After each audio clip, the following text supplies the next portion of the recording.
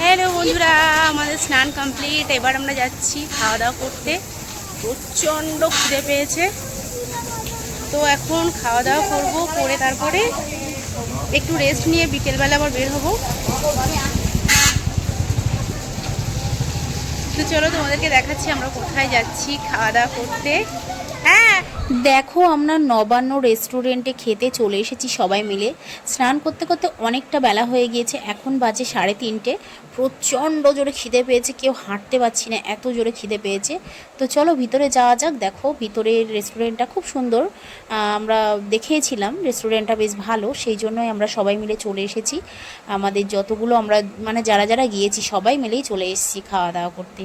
তো এদিকে অঙ্কিতা বসছে, এদিকে আমার হাজব্যান্ড, আমার ছেলে ঘুমিয়ে পড়েছিল। প্রচণ্ড মানে বেলা হয়ে গিয়েছিল না খুব, ওই জন্য ওর খুব জোর খিদেও পেয়েছিল, আমাদেরও সবার খিদে পেয়েছে, কিন্তু অনেক বেলা হয়ে গিয়েছে, ও ঘুমিয়ে পড়েছিল। তো চলো খাওয়া দাওয়া সেরে নিই আমরা। তোমাদের সাথে পরে ভিডিওতে আবার দেখা হচ্ছে। টাটা।